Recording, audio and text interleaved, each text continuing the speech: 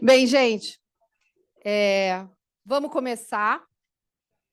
Antes de abrir, como toda vez, eu gosto de resgatar o objetivo desse grupo, né? Esse é um grupo peer-to-peer do DAPCD de conselheiras que atuam em comitê de pessoas. Todos os anos, esse grupo de conselheiras escolhem os temas que são relevantes para o comitê para discutir. É uma pauta de pessoas sob a perspectiva da governança. Porque quando eu pensei em criar esse grupo, existiam muitos grupos de pessoas com foco em RH, mas a perspectiva de gestão. Esse aqui tem a perspectiva de governança. Então, eu sempre gosto de lembrar, até porque na hora que vocês forem fazer perguntas para as pessoas no painel, lembrem que essa é a perspectiva.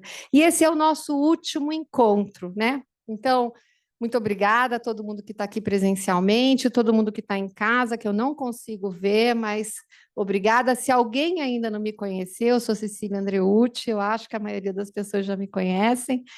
E eu queria contar um pouco o que a gente fez antes de chamar. A gente vai receber uma representante do BTG aqui, que daqui a pouco eu falo um pouco dessa parceria que a gente fez aqui, mas eu queria resgatar um pouco o que a gente fez esse ano. Esse ano nós tivemos 5 encontros, e algumas pessoas vão chegando ao longo do processo e acabam não entendendo um pouco como a gente escolhe os temas, a gente vota de uma maneira super democrática. Esse ano, o que a gente priorizou? A gente teve um primeiro encontro sobre remuneração variável, governança e geração de valor, que a gente recebeu o Fernando Carneiro, a Cláudia Elise e a Ana Caltabiano, num painel que foi muito bom. O evento aconteceu na São Paulo.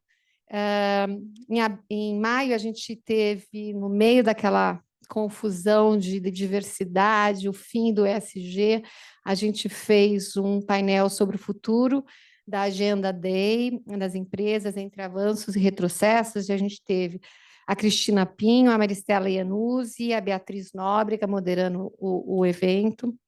Em junho, quase julho, a gente teve Talento em Transformação, o Comitê de Pessoas na Era da Incerteza e da Inteligência Artificial, que a gente teve a Sofia e a Andrea Vaslander, e eu moderei as duas, foi ótimo também.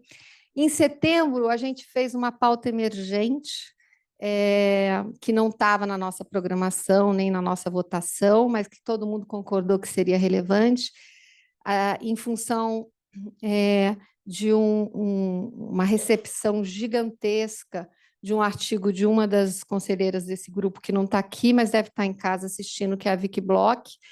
Ela escreveu um artigo chamado Cansaço Moral dos Líderes, e a gente fez um painel com ela, com o Vitor Piana, e eu moderei nesse caso, e chegamos aqui, né?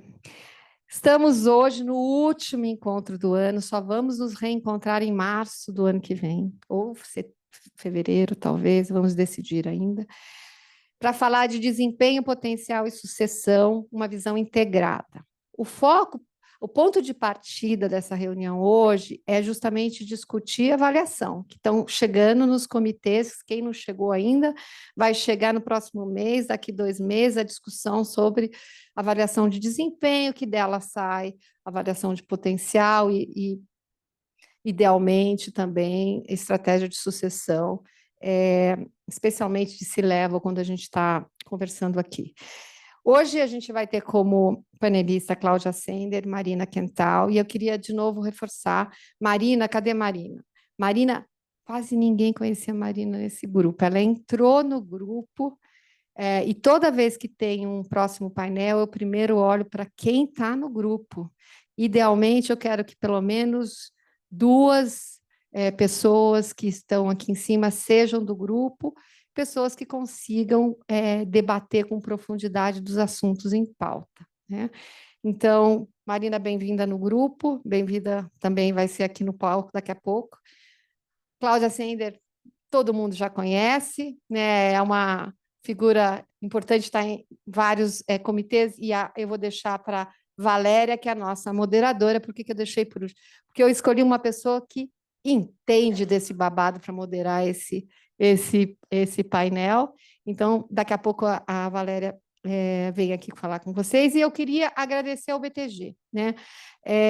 Todo mundo sabe que a gente sempre faz esses eventos numa das casas que as conselheiras atuam, né? Então, a gente já fez em diferentes locais, algumas vezes em casas que eu sou conselheira.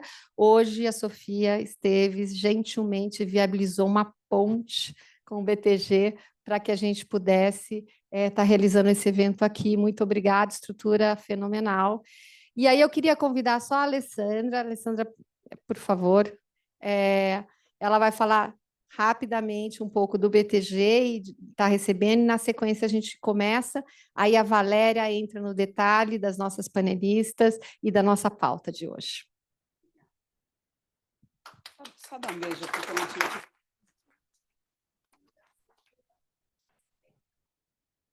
Boa tarde, tudo bom, Cláudia? É um prazer receber vocês aqui. O BTG, a gente sempre gosta de um auditório com tantas pessoas pensando em pessoas, né? Essa é uma pauta que, para a gente, Sofia testemunha, é uma pauta muito importante. Eu vou me apresentar rapidinho, não vamos atrapalhar aqui a agenda de vocês, a gente vai falar 2 minutos aqui do que a gente pode oferecer para vocês em algum momento, e eu vou pedir licença, porque eu, infelizmente, já estava no meio de uma reunião de avaliação, né? Comitê de calibragem aqui, que a gente leva muito, muito a sério todo esse processo, e então...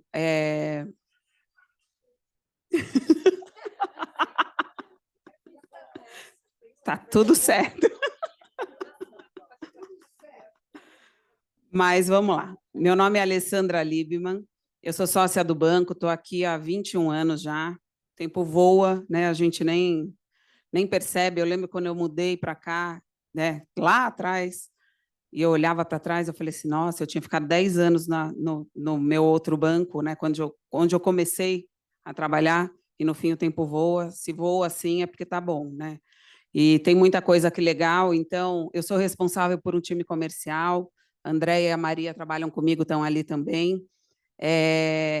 A gente, em Wealth Management, onde a gente faz a gestão de patrimônio das famílias, olhando de uma forma muito completa e olhando todo o ciclo de vida dessa família, né? Não só investimentos financeiros, mas entender expectativas, entender necessidades, entender dificuldades, entender como trazer a família para o processo de decisão de investimento, apoiar com soluções de crédito, investimentos no exterior. A gente tem uma estrutura muito robusta aqui no banco, né? A gente tem um banco em Luxemburgo, atendendo todo mundo que queira uma custódia na Europa. A gente tem um banco nos Estados Unidos também, que está para sair a última aprovação agora para ser um banco full, e no Brasil. E hoje todas as nossas equipes trabalham muito integradas para que a gente tenha uma visão completa dos clientes. Então, é isso. É um prazer ter vocês aqui no banco. Eu vou chamar a Natália, que ela vai falar 1 minutinho das soluções corporativas que a gente tem focado em RH, pensando em toda essa parte de gestão de pessoas, de partnership, né, reconhecimento dos colaboradores e futuros sócios da empresa. A gente começou isso também por nós, né? Nós aqui no banco temos alguns desafios por todos esses lados, então a gente sempre olha para a gente e busca construir uma solução que seja muito efetiva e aí oferece para todo mundo. Então, aproveitem, eu vou tentar voltar aqui no final, porque eu adorei esse painel, queria muito poder assistir um pouquinho, se der eu venho. Só fala para o pessoal aqui quantas mulheres são sócias. A primeira impressão foi, nossa, tem mulheres sócias. Tem umas 40, mais ou menos 40, um pouquinho mais. Todo ano a gente sobe um pouquinho. E eu esqueci de comentar, eu sou líder aqui, eu participo do Comitê de Diversidade e Inclusão do banco e eu sou líder do BTG Women. Então, essa pauta, para mim, é a mais...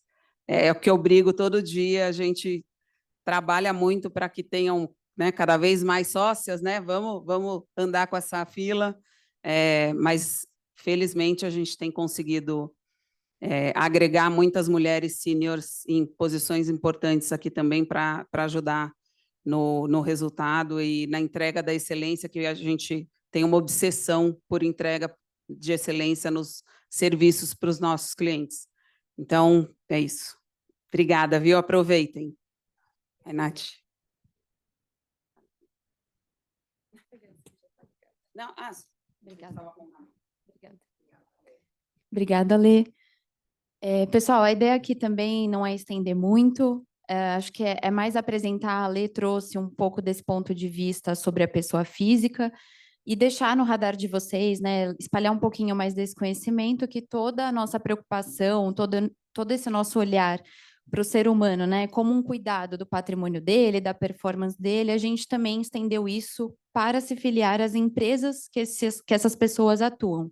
Então, faz mais ou menos uns 5 ou 6 anos que o BTG lançou uma iniciativa de entrar pela porta do RH de companhias.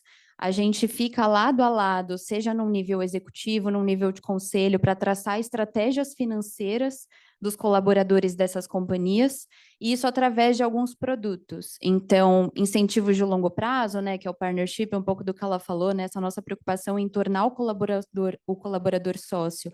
A gente também leva um pouco dessa estratégia para as empresas. Previdência corporativa, né, que acaba sendo circulada dentro das empresas como uma forma de benefício, e a folha de pagamento. Então, o tradicional ali, né, o salário do dia a dia que a gente vê os colaboradores recebendo, a ideia é trazer um pouquinho mais de estratégia quando alinhado, né, usado a nossa interface aqui do BTG. E aí, acho que só um parênteses, a gente vai mandar depois um oi para vocês, um e-mail com os materiais, a ideia não é ficar pegando um pouco disso aqui na reunião, mas eu queria contar, acho que estamos com esse público lindo, cheio de mulheres poderosas, que tomam decisões. A gente também faz iniciativas, né, se aliando a esses RHs, iniciativas de educação financeira, e no mês da mulher, esse ano, fizemos muitas iniciativas dentro da empresa para o público feminino.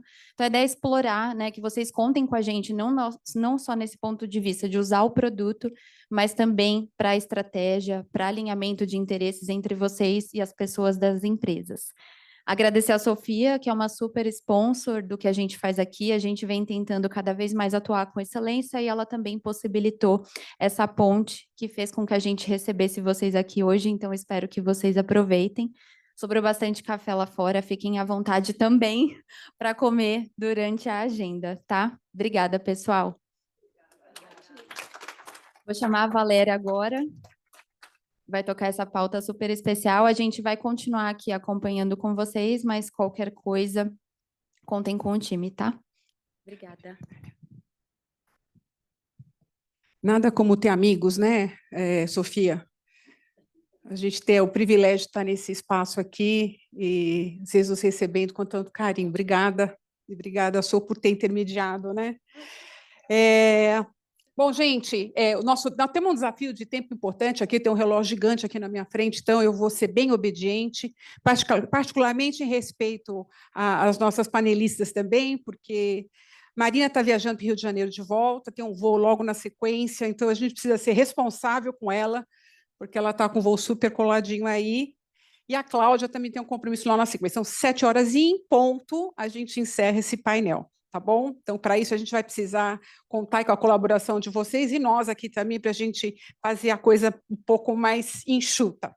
E sem muitas delongas, a gente já vai começar. Eu tenho o privilégio de mediar hoje esse papo.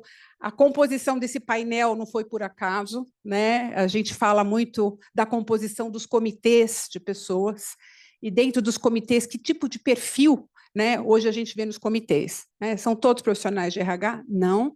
Tem muitos da área de negócio, tem muitos de outras áreas, com uma visão de capital humano colaborando. E aqui a gente tem um pouco desse misto, né? Sou uma pessoa que fiz 2/3 da minha carreira na área de negócio, Rodrigo me conheceu na área de negócio, e o último 1/3 como recursos humanos, né?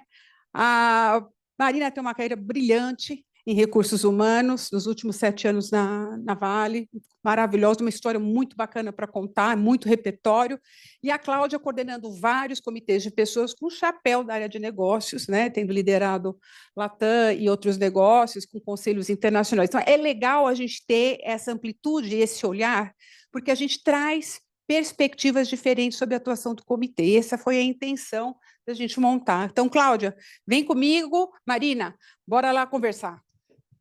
Vou passar esse microfone para cá.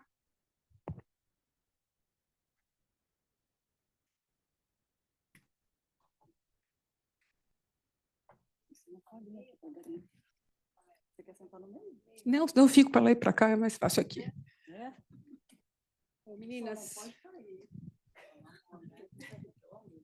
a conversa aqui ela vai ser muito interessante, porque a Cecília foi muito sábia quando ela escolheu esse tema e no momento que ela escolheu, né? Acho que todas nós que estamos atuando em comitê ou em conselho estamos diante da janela da avaliação de performance, né? Então, acho que esse é um tema que veio no momento certo. Mas, antes disso, né, eu queria só abrir falando da importância desse comitê e queria também que vocês comentassem sobre isso, né? Hoje de manhã, eu e o Pedro, cadê o Pedro? Pedro está ali. Eu e o Pedro passamos uma manhã com um grupo e nós tínhamos uma conselheira muito experiente, há 10 anos no conselho, e ela falava sobre o tema de comitê de pessoas há 10 anos atrás, que era 99,9% remuneração, né? E o quanto isso evoluiu e tem evoluído nas pautas de conselho. A gente tem um caminho ainda muito longo a percorrer. Mas a boa notícia é que, se você olhar as últimas pesquisas, né, que foram divulgadas, o Comitê de Pessoas é o segundo maior comitê que cresce depois de auditoria. Então, alguma coisa aí está incomodando, né? Alguma coisa aí está chegando. E, pós-pandemia, a gente acordou com organizações de cabeça para baixo, né, com elementos novos, e que a gente reaprendeu a lidar e continuamos aprendendo, né? Então, essa pauta ela veio para ficar e ela está cada vez mais sofisticada, né? E, para isso, temos um grupo aqui pensante, de como a gente viabiliza essas discussões e alerta o Conselho sobre a importância, né, da pauta de pessoas na perenidade da organização. Então, a gente vai falar muito sobre isso hoje, né? Começando nosso papo com avaliação, né, que eu acho que é um tema caro para todo mundo, né? E eu queria começar perguntando para a Cláudia. Cláudia, como que você tem visto nos conselhos que você atua, né, a elaboração de objetivos que estejam linkados com planejamento estratégico, com cultura, né, e o desenvolvimento de liderança? Como é que tem sido essa história dos objetivos quando a gente olha essa trajetória?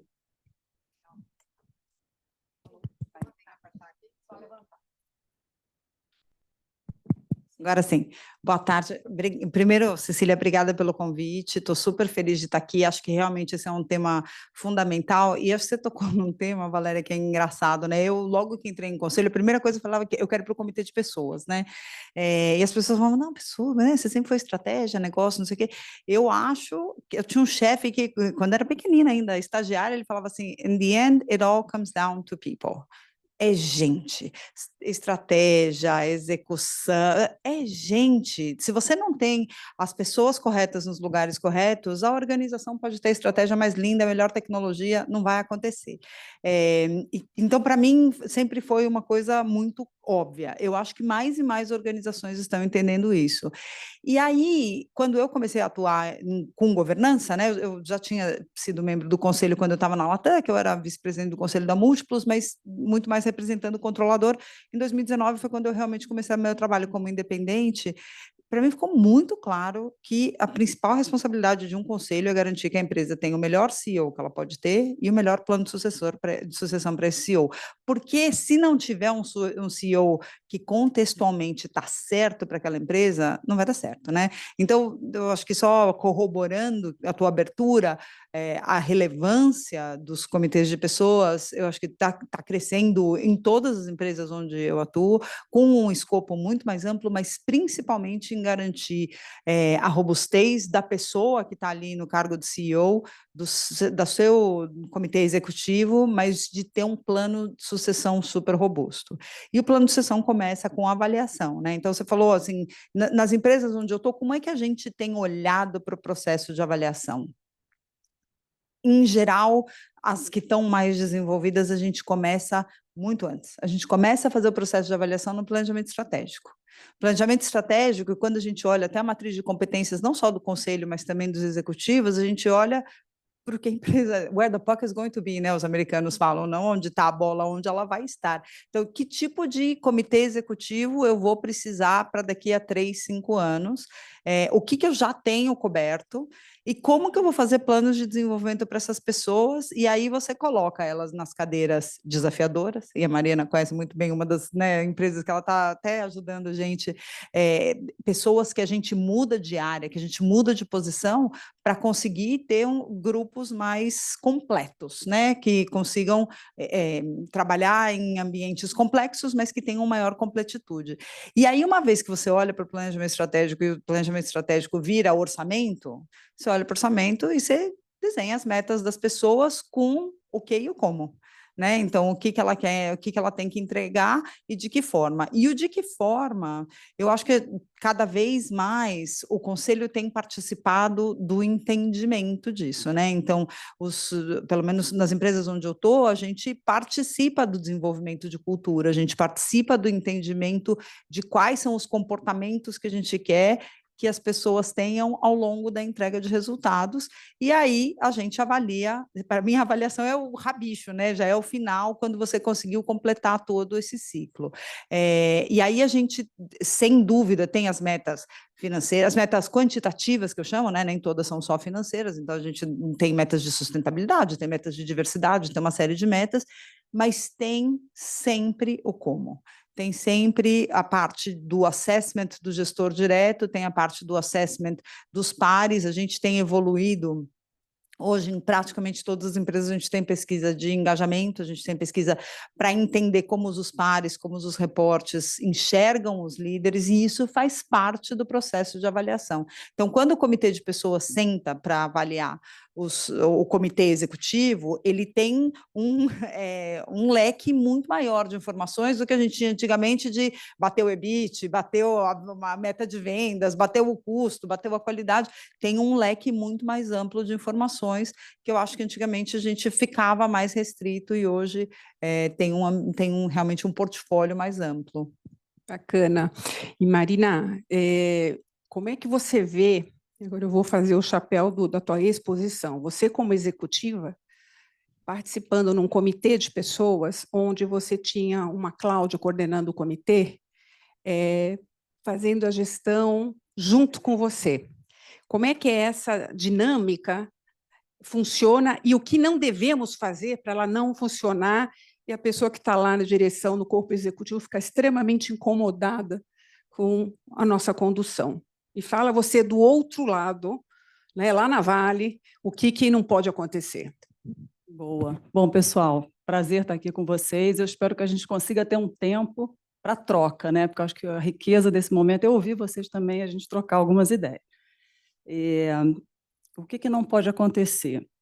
Eu acho que não pode tirar o accountability do CEO, né? Porque o CEO ele tem a missão de entregar o plano estratégico, os objetivos estratégicos do ano e de fazer a proposta das metas para cada membro do C-Level, né? Isso dá uma responsabilidade dele pensar muito bem essas metas, cabe ao conselho garantir se são metas ambiciosas, né? Se essas metas vão levar a companhia para performance superior, fazer todos esses probings, olhar, por exemplo, se a gestão de riscos inerentes àquele negócio, de alguma forma estão cobertos, os principais estão cobertos nas metas, né? Seja do CEO ou do C-Level.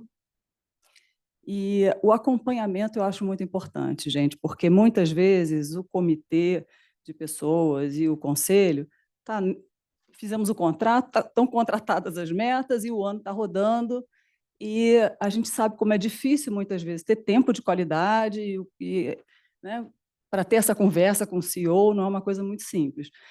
E, na verdade, assim, diálogos permanentes, né? Por que não a cada quartil, quando o resultado divulgado, essa conversa do que está funcionando, o que a gente vai redirecionar no tempo, porque as coisas também vão mudando, tem que ter essa flexibilidade. Então, essa conversa ajuda o CEO a balizar, né? Eu acho muito importante. Uma outra coisa que pensei agora também é assim, nos comitês, no comitê de pessoas e no conselho, alguns C-Level aparecem mais pela própria pauta que eles trazem, né? a gente estava até comentando antes como acontece o head de RH, o VP de RH, ele muitas vezes é muito mais visto pelo conselho do que um COO de uma empresa, porque ele está no comitê de pessoas, invariavelmente todos, né? E com várias pautas densas. Muitas dessas pautas são levadas e ele tem que fazer o reporte, ele ou ela, no conselho também. Então, ter essa visão meio equânime de quem aparece mais, quem fala melhor, eventualmente, separar essas coisas da avaliação. Então, cabe ao comitê ter essa sensibilidade. Então, pode ter alguém que está indo menos, porque é uma área que está, enfim, com menos projetos e tal, mas tentar dar esse equilíbrio, né? E eu acho que está próximo, eu acho que é muito bacana o conselho e o comitê. Vou dizer para vocês que, assim, num certo momento, quando você começa a trabalhar com conselho, e é um executivo, né? Vocês que estão em conselho, alguns que são executivas, sentem isso. É aquela coisa assim, nossa, vai chegar muito perto, vai estar aqui entrando um pouco na área que é a nossa área, mas falando do conselho também, tem a visão de que nós estamos aqui para literalmente ampliar o espaço, né? Para trazer a dialética, para fazer perguntas, para provocar, e não numa posição julgadora ou crítica. Claro que a gente sabe que todos nós estamos sendo avaliados, e o C-Level está sendo avaliado no final do ano, óbvio, mas a gente tem muito a aprender com o conselho, né? Os executivos têm muito a aprender com o conselho, e o conselho, os conselheiros, agora nessa função, eu acho que é um lugar diferente e é um lugar de apoiar, fundamentalmente apoiar, né? Porque o sucesso daquele C-Level é o que a gente quer, no fim das contas, que aconteça. Acho que você trouxe só complementar um ponto que acho que a Mariana trouxe brilhantemente, né? Eu lembro que, como se a Adriana está aqui, trabalhou comigo, né? As informações chegavam para mim todas cor-de-rosa, né? Eu lembro uma vez que eu estava no aeroporto, eu fui embarcar num voo e aí não estava funcionando check-in em nenhum dos quiosques, né? Aí eu liguei para a diretora de TI na época, falei, Denise, não está funcionando. Ai, não, eu vi cair, teve uma falha, a gente está trabalhando, não sei o quê. E aí eu ali no aeroporto, ela me liga e falou assim, Clau, voltou? Aí eu falei, não voltou, tô aqui, tô vendo, não voltou. Não, voltou. Então, assim, a gente tem que entender que se isso acontece no nível de CEO, no nível de conselho, assim, é um nível de filtro que chega estéril, praticamente, no conselho, né? Então, se a gente, você trouxe aqui um ponto de o conselho estar próximo, eu participo de todos os summits, dos leadership summits de todas as empresas onde eu estou, faço questão de 2 dias, vai, não sei para onde, eu vou, vai visitar a fábrica, vai visitar a planta de cimento, vai visitar a planta de siderúrgica, vai porque você descobre muita coisa, porque tem gente que realmente não tem visibilidade dentro do conselho e você consegue ver a liderança das pessoas na prática. Então, eu acho que isso é super importante para complementar um processo de avaliação. E o outro ponto que você trouxe, eu fiz um curso um tempo atrás que eu ouvi uma frase que para mim ficou assim muito consolidada, né? Que o papel do conselheiro é diferente do papel do management. A gente tem que desafiar, mas tem uma frase que ficou para mim que é assim, é challenge from a fundamentally supportive point of view. Seu papel é desafiar, mas seu papel não é ferrar. Eu não suporto, eu tive muitos conselheiros, né, que estavam lá para achar o erro no seu gráfico.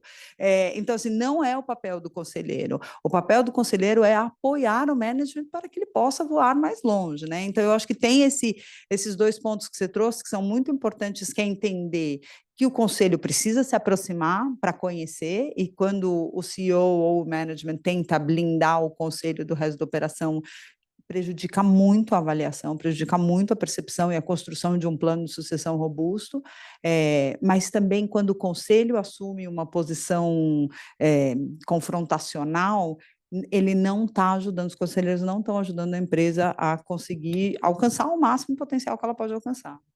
Cláudia, entra um elemento aqui que vocês estão falando, que trouxe na sua fala, e eu acho que faz muito sentido, em cima do que você falou, Cláudia, que é estabelecer confiança, né? Qual é o papel?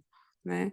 E essa confiança, quando você estabelece com o CEO, a relação, até você acha que um estudo, eu não sei qual foi o estudo, que fala sobre o relacionamento do CEO com o chair. Né? Chama The Confidence Gap, saiu recentemente. E isso é fundamental. Né? E aí muda totalmente o jogo e a dinâmica. Né? E a outra provocação é você está olhando com uma lente, muitas vezes, única, porque você está na operação. Mas o conselho também, ele instiga você a pensar o quanto que você precisa de transformação no seu management, né? As coisas estão acontecendo, só que você está no dia a dia ali. Então, eu vejo muito esse papel também de você desafiar olhando para frente, e não o aqui ou agora, né? Porque esse é o nosso papel, trazer uma organização longeva. Então, muitas vezes, o CEO está ali, né, olhando a entrega daquele ano, e o conselho está, essa turma é que vai me levar naquele planejamento estratégico que você definiu no início, né? Acho que isso é um grande desafio e um papel que a gente tem obrigação de fazer, né? Agora, o como fazer, né, com coragem, com carinho, com empatia, mas, ao mesmo tempo, não deixar de exercer, porque o papel é nosso. Esse é o papel, né? Muito bom. Agora, vamos virar essa chave, vamos falar de avaliação do CEO. Qual é o papel do comitê de pessoas na avaliação de um CEO? Cláudia. Isso é fundamental, né? Eu acho que assim, a gente, como eu falei, eu acho que a principal missão do comitê de pessoas é garantir que assessora o conselho a ter o melhor CEO que a empresa pode ter e o melhor plano de sucessão. E CEO que não faz plano de sucessão, para mim, não é um bom CEO, porque ele tá garantindo a sua longevidade, mas não a longevidade da companhia, né? E a gente já viu um monte de casos, acho que todo mundo fazendo assim, né? Porque todo mundo já viu o CEO auto-perpetuando a sua importância no seu cargo. E eu acho que o bom CEO é aquele que trabalha para realmente ter gente melhor que ele para sucedê-lo. Então, eu acho que assim, o papel, eu acho que tem um papel primordial do chair, da chair. O principal conduíte de relação entre o conselho e o CEO é a figura do ou da chairman. E a gente precisa garantir, até como conselho, e isso é difícil às vezes, porque às vezes quando essa relação está intrincada ali, quem é que resolve, né? Então, tem que ter aqui uma fluidez muito grande, e esse, não sei aqui quem falou do paper, né, do The Confidence Gap, que se não existe a confiança entre o CEO e a figura do chair, você tem muita dificuldade de conseguir ter um conselho funcional e que consegue efetivamente aportar. Então, eu acho que assim, tem um papel importante do comitê de pessoas, mas tem um papel fundamental do chair de garantir que, porque o comitê vai avaliar, quem vai passar o feedback é o chair. Então, se tem um gap entre o que foi feito na avaliação e o que é transmitido, você também não consegue ter um feedback loop muito bom, porque você não sabe o que está sendo transmitido, você não sabe o que volta. Então, eu acho que tem uma combinação aí, para você ter uma gestão de performance efetiva, você tem que ter um processo robusto, mas você tem que ter essa fluidez na relação entre CEO e chairman. Eu brinco que tem que ser sparring partners muito, né? São pessoas que conseguem trocar de igual para igual e que um respeita o outro o suficiente para escutar ter uma escutativa. Marina, você vê papéis diferentes entre o comitê e o conselho avaliando o CEO? O que é o papel do comitê? O que é o papel da avaliação do colegiado? Tirando o chair. O comitê, ele tem uma missão ali única, né, que é garantir que as ferramentas estão, de fato, as corretas e adequadas para fazer essa avaliação. Porque como é que um comitê que está com aquele CEO, sei lá, a cada 2 meses ou 3 meses, em algum momento ali, 1, 2, 3 horas, como é que vai conseguir garantir? A pergunta que a gente tem que se fazer é: eu tenho os dados para, de fato, recomendar ao meu conselho aquela avaliação, né? Então, aí entra um lado mais técnico, que eu acho que o comitê de pessoas tem a responsabilidade gigante, né? Que eu estou olhando só, primeiro, a definição das metas que a gente já falou, e no acompanhamento. Eu estou olhando somente as metas, o cumprimento das metas, ou a forma que essas metas estão sendo atingidas, né? O como, até coisas que não estão ditas ali, que fazem parte da avaliação de um CEO, né? O relacionamento com o mundo externo, com os investidores, com os analistas, a presença dessa empresa, não precisa estar no KPI, não vai estar isso, né? Mas são, obviamente, temas que têm que ser pensados no final do ano vai ter um 360, por exemplo, como processo que ajude com os reportes diretos daquele CEO e também com os conselheiros, por exemplo, como mais uma ferramenta de apoio. Então, cabe ao comitê pensar nisso, entender a dinâmica daquela organização, o momento que está, e as grandes prioridades do CEO. Uma delas, como a Cláudia muito bem falou, é o desenvolvimento do seu time. Isso não vai estar, né, gente, no KPI de um CEO, mas é óbvio. Então, essa pergunta cabe ao comitê também. Então, sempre tem, né, no C-level, aqueles que são recém-promovidos ou que acabaram de entrar na companhia, como que aquele CEO está levando aquele time a ter uma performance superior, que essa talvez não está no KPI, mas é a última, né? The ultimate mission é isso, é garantir que aquele time funcione e traga performance superior à organização. Então, eu acho que ter essas ferramentas, garantir essas ferramentas, e com elas eu posso dar, como grupo, um advice, né, sobre aquele ano, sobre a performance daquele indivíduo, especificamente, naquele ano, e que saia do simplesmente numérico que o KPI, no fim das contas, coletou. E orientar também, imagino que você faça isso, Cláudia, com alguma maestria, orientar muitas vezes o seu chairman, né, presidente do conselho, que essa tem que ser uma conversa. Está falando do CEO de uma organização, tem muita coisa em jogo. Não dá para ser 2 vezes por ano que a gente senta para falar sobre isso. Tem que ter uma fluidez, né? As coisas têm que ser mais legal, isso funcionou super bem, poxa, aquilo ali, por que você deveria ter pensado, enfim, em ter uma exposição maior aos investidores, em função do que está acontecendo aqui e tal. Orientar também o chairman, ou a chairwoman, a exercer esse papel, né, de grande coach aí ao longo do ano. Eu queria botar uma pimenta na discussão, pensando na empresa familiar. Acho que tem muitas de nós temos a empresa familiar e o jogo muda nessa composição. Você imagina que você tem o acionista principal como chair e um presidente novo externo. Esse papel de avaliação, né, do acionista, que é chair, para o CEO de mercado, é complexo. E aí entra a ajuda de um conselho parrudo, para ajudar a driblar, muitas vezes, um bias que vem da família. Não tem... Quando fica, no primeiro ano, quando ele conseguir ficar um ano. Então, acho que empresa familiar, muitas de nós estamos envolvidas em empresa familiar, essa dinâmica é um pouco mais complexa, e ela seria muito bacana se tivesse a dinâmica de capital aberto, mas eu acho que tem essa coisa que eu acho que cada um de vocês aí deve viver isso de uma maneira diferente. Outra coisa que eu queria trazer nessa discussão é como é que a gente consegue aportar algo diferente na avaliação do CEO, né? Tem várias empresas que o CEO participa de comitês também, né? Então, por exemplo, em 2 que eu estou, o CEO participa ativamente no comitê de pessoas. Participa, porque a gente discute remuneração estratégica, a gente discute cultura, a gente discute... Então, ele quer estar lá.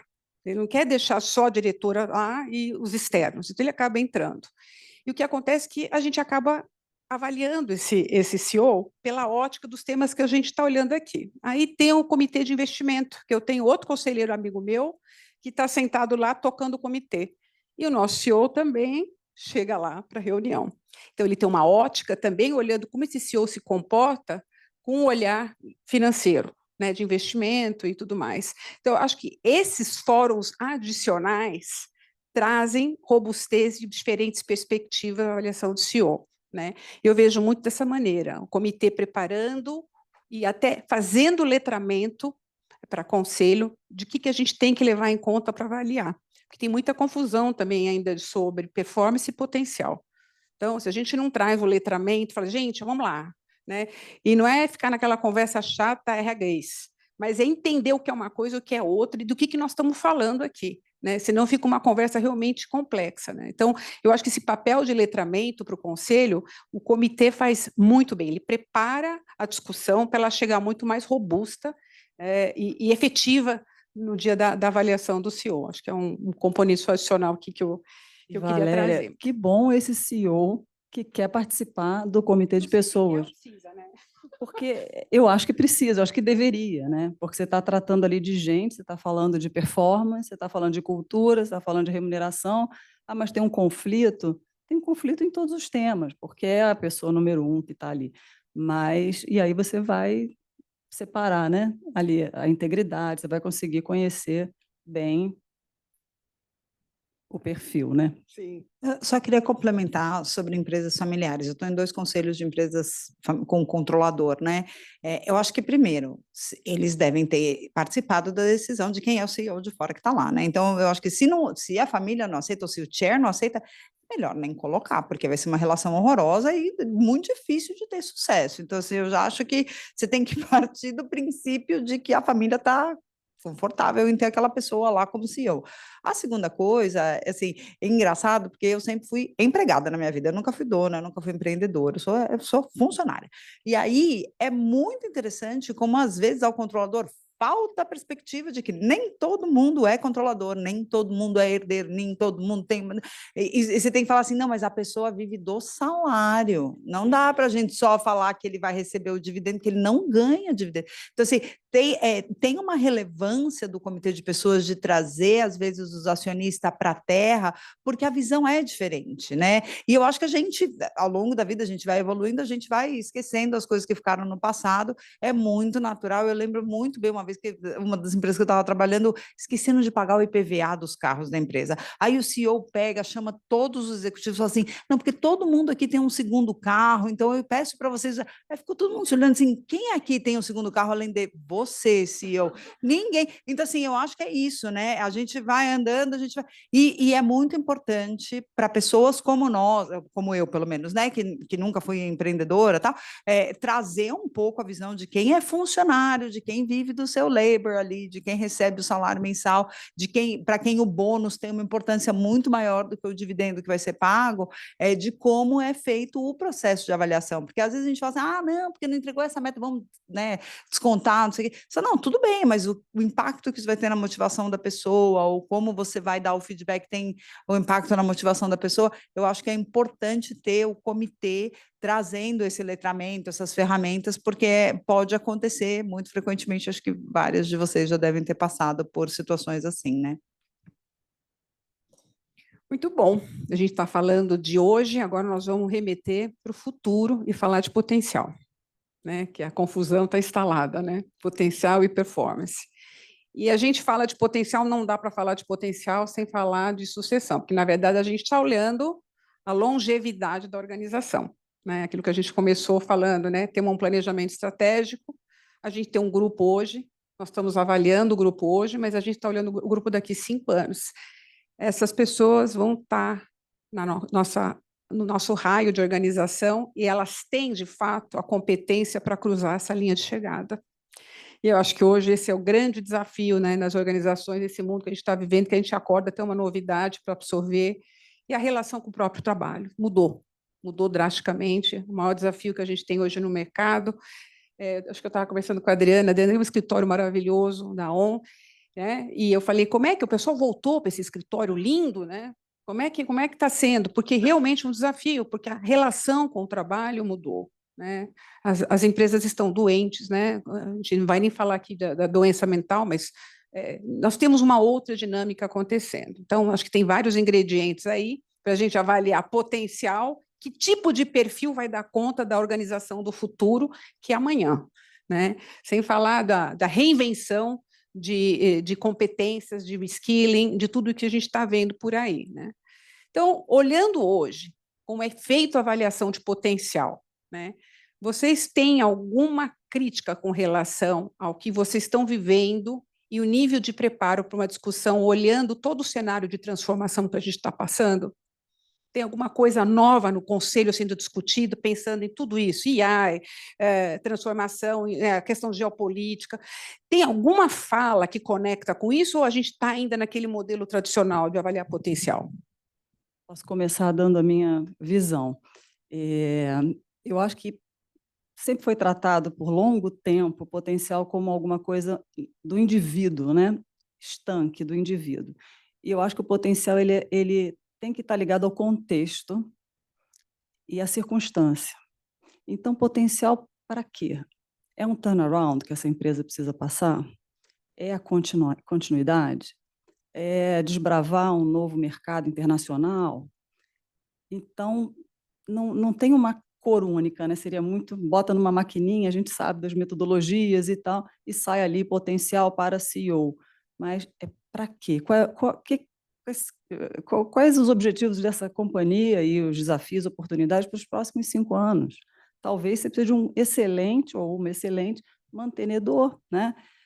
Embora não seja suficiente, porque o mundo está em mudanças, mas é um perfil diferente de alguém que é fantástico para um turnaround, mas num outro ambiente não funcionaria tão bem. Pode até causar né, uma disrupção ali desnecessária. Acho que, além do potencial, você colocou coisas muito importantes, né? Todos esses temas, gente, que a gente está vivendo, o mundo está passando por mudanças grandes na relação de trabalho. Isso tem que ser um tema que um sucessor potencial tem que conseguir articular e entender a importância, né? A importância de pautas que podem ser consideradas estão na moda ou não estão na moda, mas quais são as pautas que vêm para valer? Então, uma delas que eu acredito é você ter uma cultura, né, onde as pessoas são encorajadas a participar, a se expressar, né? E isso fala muito sobre pluralidade e sobre inclusão. Então, para mim, isso não é moda, isso é business, né? Você ter um capital humano, grupo de pessoas que tem a capacidade e a tranquilidade de trazer seus contrapontos e colocar a sua inteligência, a sua visão na mesa, é fundamental. Acho que isso é um valor para uma organização. Então, como que esse potencial candidato vislumbra isso? Como atuar, como pensar, né, em capturar esse valor dos times, das pessoas, por exemplo, sobre esse viés e sobre tantos outros, né? A visão de sustentabilidade, que não é específica de um tema, mas como é que isso está ligado à gestão de riscos, né? Riscos financeiros, riscos da própria continuidade do negócio, se você não cuidar de questões ambientais, por exemplo, dependendo do negócio. Então, é direto, não é romantismo, né? É um risco que você pode colocar aquela organização porque teve uma parada de operação por conta enfim, de uma situação que o mundo está exposto cada vez mais a esses eventos aí. Não, nada a complementar, Não. perfeito. Eu puxo uma outra para a Cláudia aqui, para ver se você discorda com alguma. Então, olhando a questão ainda de tema de potencial e olhando que, como a Marina disse, né, a gente olha sempre com uma ótica de alguma coisa que a gente está querendo alcançar. Potencial para quê? E qual é a jornada que a gente tem pela frente, né? Tem prontidão, tem diversidade, tem vários elementos que a gente coloca para ver se a gente está com pipeline de fato robusto, né? E real, porque às vezes você tem os mesmos nomes lá repetidos, né? Você tem o organograma e o Zezinho está em todas as posições possíveis. Gente, mas peraí, o Zezinho é super-herói, hein? Ele consegue todas as posições. Então, que empresa é essa que tem o mesmo? Você já viu isso? E aí você tem que desafiar ou o CEO, né, ou o diretor de RH falou, gente, então, vamos lá. Mas eu acho que tem esses desafios, né, quando a gente olha potencial e cadeiras, né, principalmente C-Level, que a gente está querendo fazer uma movimentação, que a gente tem que olhar e aprender a analisar um potencial, um exercício de potencial candidato saudável, né? Então, olhar alguns sinais, esse exemplo do Zezinho em todas as caixas, para mim é crítico, né? Acontece com bastante frequência, mas é você ser treinada para olhar, peraí, do que nós estamos falando e o que está faltando, né? E aí, se você olha agora a questão do CEO nessa discussão, eu acho que tem um elemento aí também importante, que é o que acontece, ou o que vocês já viram, depois eu posso falar o que eu já vi, acontecer quando o CEO bate que tem um potencial na equipe dele e o conselho não vê esse potencial. Não sei se alguém já viu isso, hein? Então, primeiro eu acho assim, ó, e aí eu vou falar a minha opinião pessoal, eu acredito que quando a gente faz todo o processo e chega em um sucessor, a gente está lascado, porque quem tem um tem nenhum. A pessoa pode ser a pessoa mais apaixonada pelo negócio, mais fiel, mas não sei o quê, aí um dia, sei lá, Minha mulher foi transferida para Londres, eu quero morar com ela em Londres. Sei lá, acontece, as coisas acontecem, a vida acontece. Então, o que eu tenho tentado trabalhar nas empresas onde eu estou é garantir que a gente tem múltiplas opções. E aí, muito na linha do que a Marina falou. A gente acabou de fazer, um ano atrás, o processo de sucessão do CEO da Holcim, e foi super legal, porque a gente começou exatamente assim. Planejamento estratégico está pronto. É um turnaround, não é um turnaround? Vamos olhar, analisar o contexto. A gente fez uma análise super profunda com ajuda externa, vamos entender o contexto, vamos entender os potenciais sucessores, vamos não sei o quê. Agora a gente chamou ajuda externa para fazer um assessment dos potenciais. Então, tinha 3 potenciais sucessores, a gente fez uma análise e tal, o comitê de pessoas cruzou isso com a estratégia, com o planejamento estratégico. Bom, então, dado o contexto, a gente quer uma pessoa nesse quadrante. Vamos olhar as características pessoais das pessoas para ver quem está mais próximo desse quadrante. Vamos colocar as pessoas num PDI bacana de job rotation. Então, assim, a pessoa é o dono de uma BU, vamos dar uma função corporativa, é um corporativo, vamos colocar uma BU aqui também, para conseguir ver exatamente se a pessoa consegue performar em situações de crise, em situações de turnaround, em situações de estabilidade. E aí você vai testando exatamente o que você falou, né? A pessoa, ela joga em várias posições ou ela é só um turnaround manager, e se você está num turnaround, beleza, mas você sabe que é fusível, né? Vai ficar lá, vai queimar e depois você vai embora,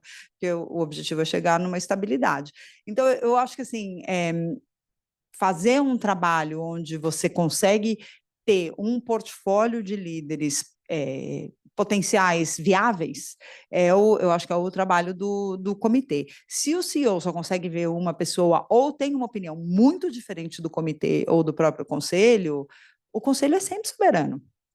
Não tem jeito. O conselho, quem vai appoint the new CEO é o conselho, não é o CEO atual. Então, eu acho que tem esse trabalho muito conjunto aí do comitê de pessoas junto com o CEO, primeiro para entender por que o CEO acredita que essa pessoa é o seu sucessor e ninguém mais enxerga isso, só ele ou ela, e como que você constrói essa ponte para trazer outras alternativas internas ou externas, né? Então, essa é uma conversa que tem que ser muito viva. Para mim, os processos mais legais de sucessão são aqueles que você faz com muito tempo, que você faz um plano de mapeamento de 10, aí você vai para 5, aí você vai para 3, aí você chega e escolhe em um, mas que você consiga efetivamente abrir o leque para dar a oportunidade de várias pessoas subirem dentro da organização. Mas isso exige bastante disciplina, não é toda companhia que consegue fazer isso, e eu acho que né, o último ano, que é o momento onde você está realmente, né, afunilando para um único candidato e garantindo o nível de prontidão, é onde o crítico acontece. Mas eu já participei de processos de sucessão onde você não tinha consenso dentro do conselho. O CEO queria uma coisa, parte do conselho, o CEO tinha sugerido um caminho, parte do conselho aceitava, parte do conselho não aceitava, a gente postergou a sucessão, o CEO ficou mais tempo para que a gente conseguisse, a gente deu diferentes desafios para os potenciais, aí já estava em 2, a gente tinha 2 potenciais sucessores, a gente deu os 2 para ver como que as pessoas se comportavam, e aí ficou muito claro que tinha uma pessoa que se destacou ali na frente. Então, eu acho que tem que ter tempo. Se não existe uma convergência, você tem que ter tempo. E eu acho que, de novo, é a responsabilidade fiduciária do conselho garantir que o processo de sucessão do CEO é a coisa mais importante que você tem que fazer ali. Cláudia, a gente sabe que é um processo que ameaça, né? Ameaça o CEO, ameaça o C-Level, porque mudando o CEO, o que acontece com o C-Level, etc. e tal. Então, essa visão que você traz de longo prazo é um processo que não termina, né? Então, o CEO entrou agora na companhia. Por que a gente tem que estar falando em sucessão? Vamos falar só daqui a 4 anos? Não, a gente tem que continuar falando, porque esse CEO pode ir embora. Ou ele fala para você assim, olha, não se preocupa porque eu estou super bem aqui, viu? Não precisa fazer agora. Né? Não tem essa necessidade, está criando um assunto que não tem. Mas o conselho é soberano e ele tem que garantir que exista, né, perpetuidade, sustentação, enfim. Então, acho que se o CEO, para baixar essa ansiedade, sim, você acabou de entrar e uma das suas missões é começar a olhar, continuar, né? Porque fechamos aqui um ciclo, os outros candidatos, o que aconteceu, e agora a gente continua. Então, acho que esse moto contínuo, né, é fundamental, porque aí não cria também essa coisa, por que está olhando agora? Então, é porque quer trocar o CEO, tem uma ameaça que as pessoas sentem, que é humano, né, gente? Então,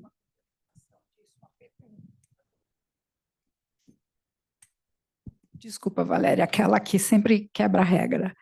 Eu estou vivendo 2 processos de sucessão de CEOs, e um que me preocupa, que é uma empresa do mercado financeiro, que não é o BTG, né, deixar claro, mas eu vejo o próprio presidente do conselho interferindo de alguma maneira e tentando influenciar, né? A gente estava falando aqui do CEO tentando influenciar, e tem a figura também do presidente do conselho, que não obrigatoriamente, às vezes, passa até por, puxa, eu também quero essa posição, né? Como lidar com isso? Só pimenta. Bom, eu acho que, assim, primeiro que é um colegiado, né? O presidente do conselho não é soberano. Ele tem que dividir a opinião dele com todo mundo ali, e eu acho que se ele tem um conflito de interesses, ele tem que manifestar, ou essa conversa tem que acontecer. Todos os conselhos onde eu estou, e o presidente do conselho não é independente, a gente tem a sessão executiva exclusiva, onde essa pessoa tem que sair, ou o Lead Independent Director tem essa função de juntar os independentes para poder. Essa é uma conversa que aconteceria, pelo menos nas empresas onde eu estou, nesse fórum, onde você tem só os independentes, tirando o presidente do conselho. Se ele tem esse conflito de interesse, obviamente ele não pode participar dessa conversa. Então, eu acho que tem que ter fóruns onde você consiga ter a conversa aberta. E, de novo, eu acho que, assim, o negócio de conselho é tão interessante, porque, assim, os conselhos onde eu estou têm mandatos um pouco mais longos, né? A gente tem eleições na Holcim, por exemplo, a cada ano, mas a gente pode ficar até 12 anos. Então, você consegue construir uma intimidade corporativa, as pessoas falam as coisas como elas são, elas têm coragem de colocar as coisas na mesa. Então, esse é um tipo de discussão difícil, mas que ela tem que acontecer. Então, eu acho que o papel do Lead Independent, ele é muito importante nessa hora para garantir que as conversas acontecem, ou do coordenador do comitê de pessoas, se ele for independente, que em geral é, né? Mas o coordenador do comitê de pessoas, como um independente, ele tem a função de trazer essa conversa para a mesa e colocar todas as evidências de todos os pontos. E se o chair é um potencial candidato e está legal, aceito por todo mundo, tudo bem. Agora, não, senão não dá para deixar ele liderar o processo, né? Eu acho que tem um outro elemento aqui, que pensando aqui nessa questão do envolvimento, né, do CEO no processo, porque, claro, você está falando da cadeira dele, né? Mas quando ele está olhando o seu time e pensando que o seu time pode ter um dos seus membros, pode ter potencial para a cadeira dele, e a empresa está num processo de turnaround ou transformação, que a gente está buscando um outro perfil de CEO, né? Eu passei por uma situação dessa, eu entrei no conselho, presidente há 10 anos, e metade do conselho apostando no candidato interno que o CEO queria, e metade do conselho falando, nossa, de jeito nenhum, esse cara é um dragão. E aí, puxando sardinha aqui para as consultorias, né, eu acho que é fundamental você trazer um órgão neutro, capacitado, para fazer um assessment. Esse órgão fez o assessment de toda a diretoria, e junto com essa consultoria, a gente levou essa discussão, falou, gente, a gente não tem um sucessor interno, por esses e esses motivos. Outra coisa, se a gente não avalia o que a gente está querendo como conselho, nós vamos ter métricas diferentes. E era o que acontecia. A gente não tinha alinhado que a gente queria um presidente, um outro perfil de liderança, muito mais agregador, muito mais facilitador, e nós tínhamos um comando e controle em cena. Então, isso nunca ia sair, né? Então, a consultoria, nessa hora, ela traz um olhar neutro, né? Traz metodologia, né? Muito importante, e você está lá baseado numa metodologia com assessment totalmente independente, e aí sim você traz a conversa para convergir com o conselho, né? Nem 100% nós vamos conseguir todos, né, na mesma página, vai ter sempre, às vezes você vai para a votação, é a pior coisa, mas enfim, a gente tem que chegar no bom senso e ao melhor para a organização. Mas eu acho que tem essa questão da gente olhar para fora e pedir também ajuda para empresas que, né, tenham expertise para fazer, e você não fica nessa dividida com os conselheiros, eu estou desse lado, você está daquele. Não. E eu acho que você traz um ponto que, assim, quando você tem metodologia, fatos, dados e evidências, a discussão é na bola, não é na canela. né? Você não fala da pessoa, você não fala eu gosto da Marina e eu acho que a Marina é a pessoa, você fala esses são os critérios que nós definimos. Então, na Rússia a gente fez exatamente isso, olhou o contexto, estratégia, não sei o quê, aí a gente olhou a matriz de competência, o que era must e o que era nice to have, e a gente fez uma lista, e a gente falava assim, quem são as pessoas que têm o must? Não tem o must, tá fora. Tem o nice to have, aí você vai somando pontinhos, mas você traz uma discussão muito mais metodológica do que personalista, que é muito mais difícil e deixa feridas. Não adianta você entrar numa votação para falar eu gosto da Marina, mas não gosto da Valéria, alguém vai sair chateado. Quando você fala eu olhei a lista de competências, eu olhei o planejamento estratégico e o melhor match que dá é a Sofia, não é nenhuma de vocês duas, entende? Então eu acho que você traz a discussão para método e não para pessoa. Agora, a gente tem um dado muito ruim que foi divulgado pelo IBGC, né, que 55% das empresas de capital aberto não têm planejamento de sucessão. A Vermont soltou um também essa semana, de 10, 9 não tem trabalho de sucessão. Então, assim, nós estamos muito aquém. E aí a gente chama a atenção aqui para o papel dos integrantes do comitê. Esse tema tem que ser discutido em conselho. Então, cada um de nós que articula um comitê, a gente tem que saber a responsabilidade e, eventualmente, até você subir esse tema e influenciar o conselho para colocar esse tema na agenda. E não é quando nós estamos diante de uma emergência que o CEO pediu para sair. É sempre, é constante. O cara que eu mapeei no mercado, que eventualmente pode ser meu próximo CEO, daqui a pouco ele já foi para outro. Então, é constante, né? Então, acho que esse exercício é fundamental, mas, infelizmente, a gente está muito aquém, né? Então, essas surpresas vão acontecendo, e aí aquele tempo que você falou, né, Cláudia, não acontece. Muito bem, nós estamos chegando próximo ao tempo aqui estabelecido, porque a gente quer abrir para perguntas. Eu só vou fazer mais uma pergunta, que acho que tem a ver com a dinâmica aqui dos comitês. Acho que é uma pergunta interessante. E aí, eu vou direcionar para a Cláudia inicialmente essa primeira, Cláudia, que é, olhando o comitê de pessoas hoje, você atua, que tipo de perfil você traz para o teu comitê e por quê? Para compor um comitê de pessoas realmente de impacto para assessorar o conselho. Então, como tudo, acho que precisa ter diversidade, né? Então, é importante ter gente que veio de diferentes áreas, né? É bom ter alguém com expertise técnico para a gente não fazer nenhuma grande bobagem, que às vezes acontece. Então, tem que ter gente, tem que ter pelo menos uma pessoa, assim como no comitê de auditoria e risco, a gente precisa ter um expert financeiro. Eu acho que eu gosto, eu me sinto mais amparada e preparada. Se você tem pelo menos uma pessoa com expertise do mundo de recursos humanos e dos seus aspectos mais técnicos, né? Relações trabalhistas, remuneração, planejamento sucessório, alguém que tenha passado pelas diversas disciplinas da área de recursos humanos, eu acho que ajuda muito ter. Mas acho que ajuda muito também ter gente que passou pela operação, gente que passou pelo financeiro, gente que passou por outras áreas, e gente que teve experiência de general management também, para trazer essa visão geral. Acho que é legal ter pessoas com cabeças diferentes que tenham passado por diferentes indústrias também, e acho que a diversidade, a gente está, né, buscando ainda por diversidade de idade, diversidade racial, diversidade de gênero, que ainda é uma batalha geral. Acho que nos comitês de pessoas talvez seja até um pouco menos difícil, porque a gente consegue ter uma diversidade, uma amplitude maior, mas eu acho que é isso, né, ter pessoas que conseguem fazer esse vínculo entre o porquê pessoas são tão importantes para fazer aquela empresa funcionar, né? Então, minha última passagem pelo mundo executivo foi muito na área de serviços. Então, a cabeça de recursos humanos para quem trabalha em serviços é muito diferente da cabeça de recursos humanos de quem passou por uma manufatura, por uma área de produção, né? Então, imagino uma área de construção civil. Então, é legal você ter gente que entenda também da operação daquela empresa, porque tem desafios diferentes, né? A gente está falando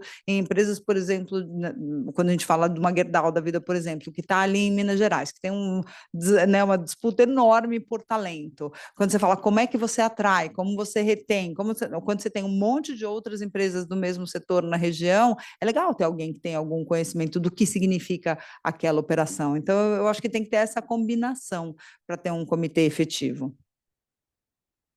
Perfeito. Eu vou complementar aqui, já vou jogar a próxima para a Marina. Eu acho que o repertório de gente é muito importante, mas tem um ingrediente que eu chamo de coragem. Que aí, independente de cadeira que você ocupou, que muitas vezes a gente tem que ter a coragem de colocar temas na mesa que não são populares, são controversos. E nós estamos falando de gente. Então, a coragem, eu acho que é um elemento fundamental, não só no comitê de pessoas, acho que no conselho mais ainda, mas eu acho que é um elemento que, quando você pega membros que são corajosos, eu tenho um membro de um dos comitês que eu falo, nossa, é o Zé do Contra, mas eu gosto de ter ele lá, porque ele se deu um olhar muito crítico para tudo. Né? No começo, eu ficava um pouco incomodada, depois eu falei, puxa, eu preciso mais desses caras, porque realmente ele tem um olhar que vai além, né? Para algumas daquilo que está na frente. Mas é para um lado bom. Ele não é aquele que está o tempo todo concordando, eu acho bom. Né? Acho que é bom. Ele é corajoso. Quando estão todos ali, ele, olha, eu não sei se é bem por aí. Né? Eu acho que isso é muito importante. Tem que ter coragem para se posicionar de uma maneira firme, quando praticamente todos já estão praticamente convergindo, falar, não acho que é por aí. Né? Então, aí a forma, você pode ir para o outro lado. Né? Muito bom. Meninas, agora nós vamos para as perguntas, que nós temos aqui um tempinho apertado, então a gente vai encerrar agora aqui e vamos abrir para a pergunta. O que eu vou pedir para vocês é que vocês sejam breves nas perguntas, para que a gente possa ter o maior número possível de vocês participando. E nós vamos alternar, como sempre, uma pergunta do palco aqui e uma pergunta da nossa turma que está assistindo online, tá bom? E aí eu vou fazendo o direcionamento aqui tanto para a Marina como para a Cláudia. Então, vamos começar por aqui. Já temos uma pergunta. Tudo bem? Boa noite a todos. Mariane da Spencer Stuart, estou com as minhas colegas aqui. Queria fazer uma... A gente tem visto nos Estados Unidos já essa ascensão dos HROs indo para a cadeira de conselho, né? Como um membro do conselho, né? Não somente no comitê.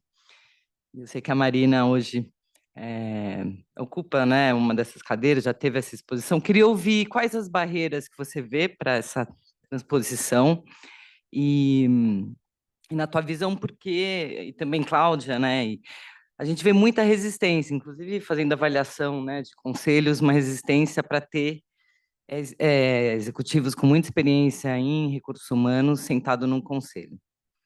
Eu queria ouvir um pouco sobre isso. Bom, eu vejo o seguinte, o comitê de pessoas até era um ponto que você tinha falado para a gente pensar, né? Qual é a missão? Resuma, assim, uma palavra, o que faz o comitê de pessoas? É um grande viabilizador da estratégia e da perenidade da organização. Então, acho que Cláudia é coordenadora de vários comitês de pessoas, eu sou membro, né, também na Rumo e sou do conselho administrativo. Eu acho que o skill de recursos humanos de pessoas, né, e aí é menos técnico, e eu acho que a habilidade que você tem de influenciar, né, coragem, como você falou, empatia, a visão do impacto de algumas ações na dinâmica do grupo, nas pessoas, no CEO, né? Eu acho que é um espaço que, normalmente, quem lida com gente tem alguma, né? Tem alguma skill e habilidade nesses temas. Então, eu acho que é um skill, né? Que é uma competência que está sendo solicitada. Eu tenho essa percepção, não sei se é a percepção de todo mundo, não sei como é que você vê, mas eu acho que tem um espaço à medida em que, e aí um outro indicador, né? Se vocês repararem, eu conheço alguns comitês de pessoas aonde o chair sempre está no comitê de pessoas, né?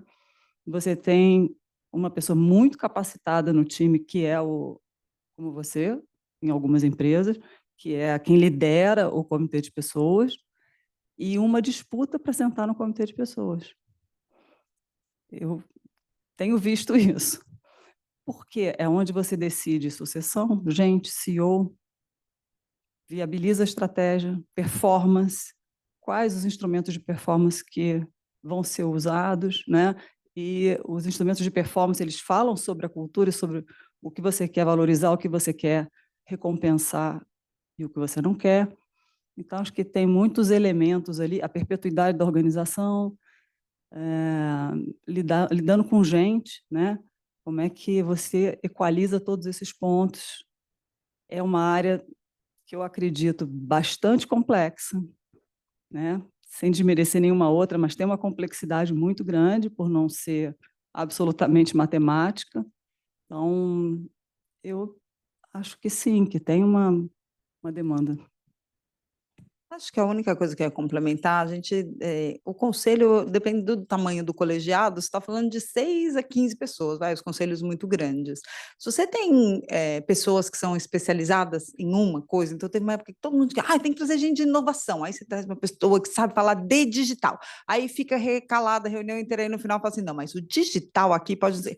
Eu acho que, assim, pessoas como a Marina, que tem uma formação muito mais ampla do que é recursos humanos que conhece a organização, que conhece a operação, que foi legal, contribui muito, porque entende como... Então, vamos falar da estratégia de crescimento da empresa, putz, o que isso significa para o crescimento, quantos funcionários eu vou precisar na engenharia, quantas pessoas eu vou precisar, será que AI vai ter um impacto aqui na forma... Então, é uma visão estratégica e de negócios de recursos humanos.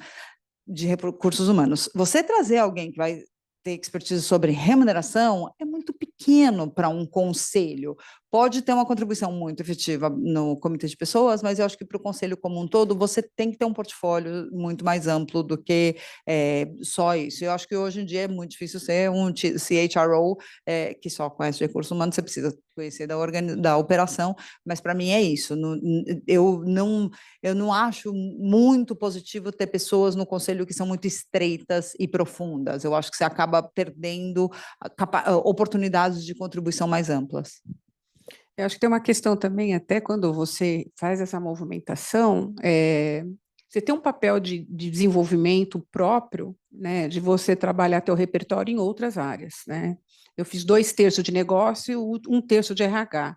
E minha transição para conselho veio pelo lado do RH, porque ele tinha transformação de cultura, tinha sucessão, esse projeto que eu falei, então começou ali. Mas na hora que você senta lá, você tem um repertório, né, 30 anos na área de saúde, você vai para um conselho de um hospital, você resgata o teu repertório inteiro. Eu lancei produto, fiz gestão de equipes, então eu acho que você tem só que tomar um certo cuidado para você não sentar numa cadeira de especialista no conselho, porque essa cadeira não existe, né? Ela não existe. Então eu não posso só abrir a boca quando estou falando de sucessão ou plano de desenvolvimento, né? Eu tenho que ter um repertório um pouco mais amplo para você realmente contribuir de uma maneira interessante, né? Tem colegas que vão estar muito mais preparados com outras temáticas, mas se você está a fim de fazer um trabalho bacana, você tem que realmente trabalhar as pautas que para você ainda são complexas, né? Então, acho que tem sim uma tendência maior, tanto que o comitê que mais cresce é o comitê de pessoas, então ele está trazendo pautas para assessorar o conselho, então o tema está aumentando,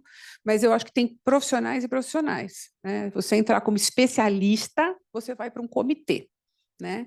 Não vai para o conselho.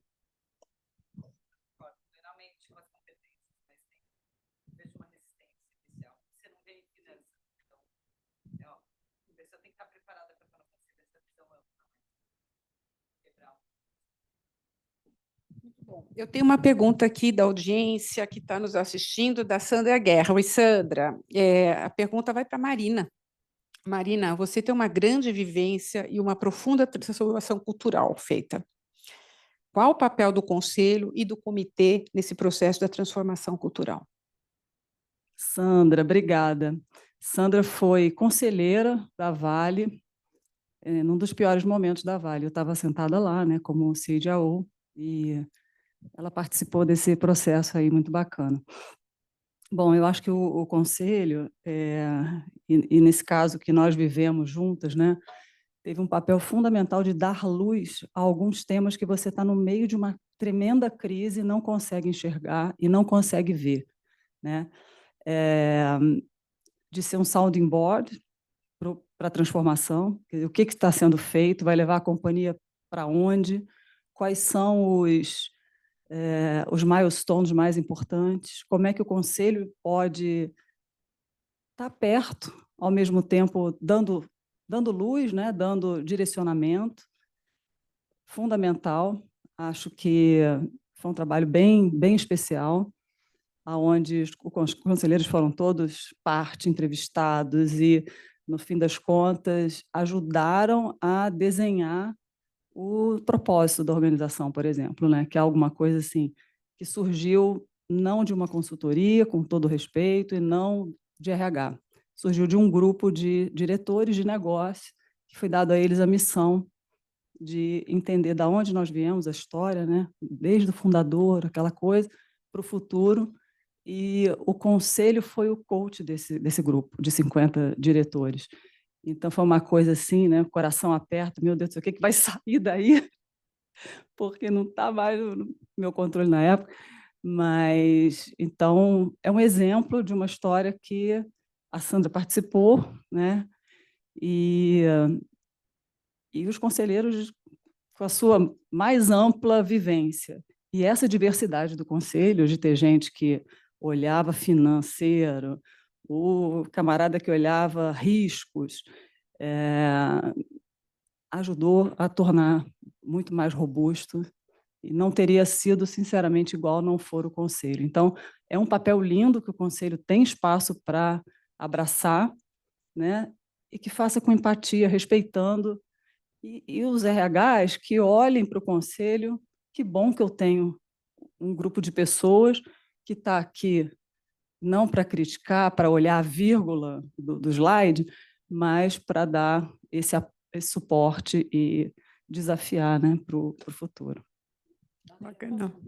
Pode. Muitos microfones, obrigada. Eu sou Kika Ricciardi, e uma das melhores coisas desse peer group que a Cecília toca tão maravilhosamente bem é esse momento que a gente se sente acolhido de ver que os nossos problemas e desafios são tão comuns. Mas, complementando a pergunta da Sandra, fica claro, né, daquilo que já foi um comitê de remuneração, o que é hoje a amplitude e complexidade de um comitê de pessoas e cultura, que eu vou agregar cultura. A Cláudia trouxe um ponto fundamental, que é a questão de contexto. Então, além da pauta, né, do menu do cardápio da pauta, entra esse pano de fundo de contexto, que faz com que, à luz do planejamento estratégico, a gente reveja competências organizacionais para aquele contexto da empresa. Então, minha pergunta é, será que, além de competências organizacionais, a gente não deveria acrescentar 2 ingredientes nessa pauta, alinhados com o contexto do planejamento estratégico daquele momento organizacional, quais sejam estrutura organizacional e diagnóstico de cultura? Porque se há uma transformação, você parte de uma cultura instalada para uma almejada.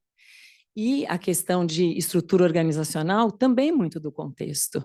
Para mim, um exemplo mais emblemático é Boticário, onde a gente já teve um head, VP de pessoas e tecnologia, no momento que a empresa se olhou como uma empresa de tecnologia que entrega cosméticos para vida melhor de todos. Então, eu queria perguntar, vocês concordam que nessa pauta, amparado por contexto, estrutura organizacional e diagnóstico de cultura passam a ser elementos de pauta a terem uma dinâmica de revisão mais constante do que já o foi no passado? Começar, vou falar... Você tá... Não, acho que me deram um extra aqui. Olha, obrigada pelos pontos que você trouxe. Eu diria que mais do que diagnóstico de cultura, o acompanhamento da cultura, né? O diagnóstico você faz de tempos em tempos, e aí tem várias metodologias, enfim, pode ser ao longo do tempo também, mas o que está instalado nessa organização vai levá-la a atingir o que é necessário no futuro, daqui a 5 anos, ligado ao planejamento estratégico, né? O que eu estou precisando aqui? E como acompanhar, como criar os rituais, né, os comportamentos. Aqueles comportamentos não estão escritos em pedra ali para sempre. Eles têm que evoluir na medida que a companhia vai evoluindo.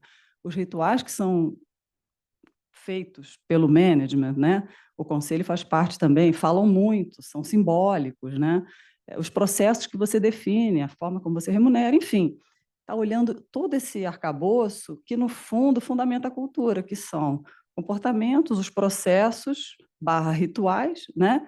Enfim, e os símbolos que a companhia tem. Então, falando de cultura, eu acho isso. Desenho organizacional é um tema importante, sem dúvida, não tem certo ou errado, depende também, né? Centralizou, descentralizou, enfim. Então, você sabe que é pendular, tá sempre, a empresa tem que estar pensando, e acho não, o comitê tem que aprovar, né? Tem que rever também, e garantir ali um cheque de que o que está sendo proposto pelo management faz sentido, como esse exemplo que você deu, para o que você está querendo, né? Quais são os gaps e oportunidades para o futuro. Eu, assim, tem um pouco a agregar tudo que a Marina falou, mas acho que o tema da estrutura organizacional, ele é super contextual do que está acontecendo no mercado, de o que você vai fazer com o plano de sucessão. Então, eu preciso abrir mais cadeira para ter mais gente com visibilidade? Não, agora eu preciso concentrar para ter menos pessoas com maiores responsabilidades. Então, eu acho que, para mim, é um organismo vivo, né? A organização é um organismo vivo e você precisa garantir que as prioridades estão muito claramente refletidas. Então, assim, olha, isso aqui é uma prioridade, vamos colocar uma pessoa. Tinha um gestor que falava assim: eu quero saber qual é o ramal desta área, né? Para quem que eu vou ligar para saber o que está acontecendo aqui, porque isso aqui é uma prioridade para a organização. Então, eu acho que você precisa ter esse accountability muito claro e a organização precisa refletir essas prioridades. Se você não coloca no organograma numa posição relevante, a organização não vê como prioridade, né? Então, eu acho que sim, é super contextual. Eu acho que o comitê, o que precisa fazer é provocar o CEO para garantir que tem recurso dedicado, que você tem uma organização apropriada para que o desenvolvimento, seja da área de sucessão das pessoas, aconteça da forma como a organização está desenhada, mas aí entra o papel mesmo dos executivos de conseguir se organizar para fazer uma gestão efetiva com a organização que eles têm. O tema de cultura eu acho super apaixonante, porque eu acho que realmente muda o jogo, né? A gente acabou de passar um processo, a Sofia me ajudou muito, a gente fez no Einstein um redesenho da cultura, porque a gente tinha feito esse processo muitos anos atrás, tal, a organização se transformou. O Einstein, não sei quem aqui conhece, mas o Einstein de 10 anos atrás não tem nada a ver com o Einstein de hoje, que hoje é uma organização que ensina pesquisa, saúde pública maior do que a saúde privada, desenvolvimento de medicina de ponto, não sei o que, isso, não era isso lá atrás. Então, poxa, será que aquela cultura que a gente tinha lá atrás continua nos ajudando ou hoje está segurando a nossa galera, está segurando a nossa performance? Então, acho que a reflexão de que precisava ser feita uma mudança na forma como a gente entendia a cultura da organização, começou no comitê de pessoas. Né? A gente trouxe o tema, começou a provocar, e o management falou, pô, legal, abraçou a ideia, e eles tocaram de maneira linda, assim, foi muito bonito de ver o que saiu de lá, e todo o desdobramento o projeto foi acompanhado muito de perto pelo comitê de pessoas, e agora o desdobramento está acontecendo. Mas eu acho que, assim, depende muito da organização. Tem organizações da Embraer nasceu de dentro, ou o CEO novo que veio num momento pós-pandemia, após no deal com a Boeing, e falou, não, cultura antiga já não serve mais, a gente precisa começar. E aí nasceu de dentro da companhia e veio para o comitê. Então, eu acho que cada organização tem a sua forma, tem o seu momento, nem todo mundo precisa passar por uma revisão cultural o tempo todo, mas eu acho que é uma coisa viva mesmo, que você precisa estar antenado para ver se aquela cultura, se aquela camisa te serve ainda, porque às vezes ela fica muito pequena. Maravilha, gente, nós estamos aqui praticamente terminando o nosso evento. Infelizmente, o tempo aqui voou muito rápido, mas acho que a gente conseguiu cobrir grande parte do objetivo aqui, que era abraçar os nossos temas de potencial, performance e sucessão, e um pouco também da efetividade do comitê, né? Acho que, para mim, o resumo é que fica muito claro que o comitê de pessoas hoje está numa outra situação, né? Uma outra dinâmica e um novo desafio que não é para pouco. Né? A gente tem muita coisa, você comentou, Kika, do desenho organizacional, eu imagino que a gente vai revolucionar ainda muito a organização com a IA chegando, repensando papéis, trazendo muito mais o intelecto, o processo crítico de decisão e abraçando a AI para fazer a rotina. Então, tem que pensar num novo desenho.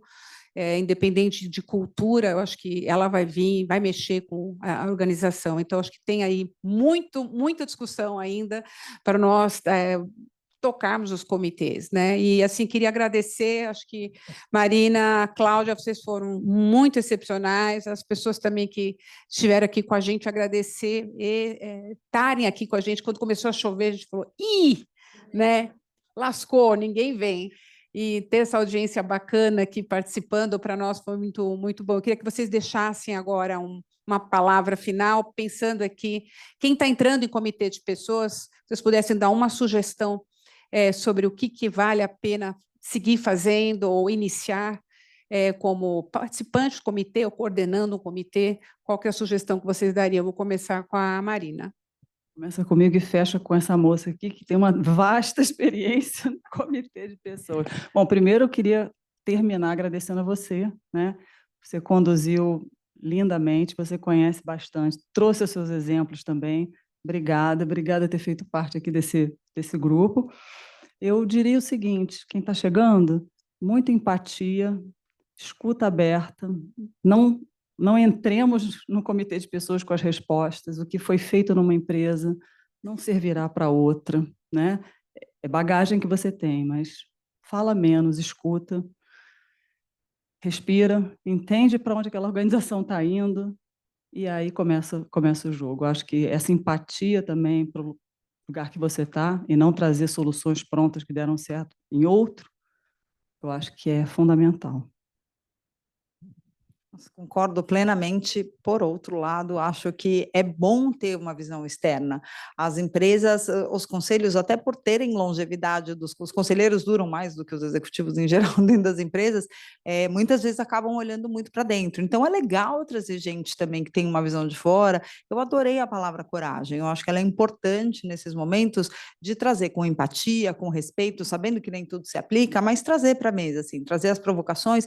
E eu acho que é muito importante quem está no comitê se aproximar das áreas, entender aonde aperta o sapato no tema de pessoas para cada uma das diferentes áreas da companhia, que nem sempre é a mesma coisa. Então, vou dar um exemplo na Latam, minha dor com os carregadores de bagagem era muito diferente da dor dos pilotos, que inclusive estão em greve, espero que seu voo não seja cancelado.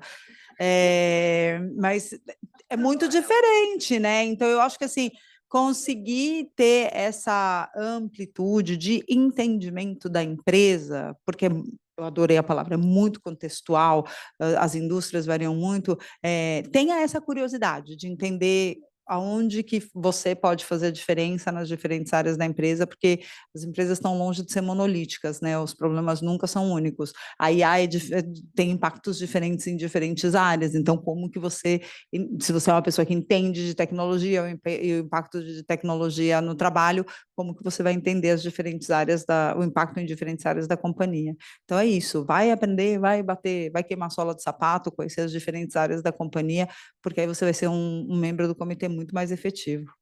Maravilha, gente. Muito obrigada. Vocês foram muito generosas com as contribuições de hoje. E a todos vocês, obrigada.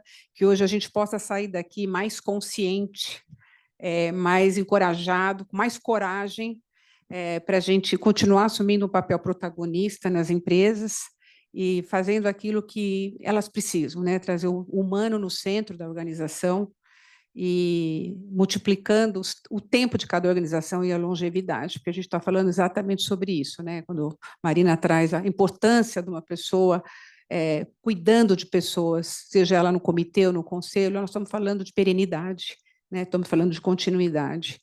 Então, que a gente possa realmente assumir esse papel com coragem e vamos que vamos. Muito obrigada, gente.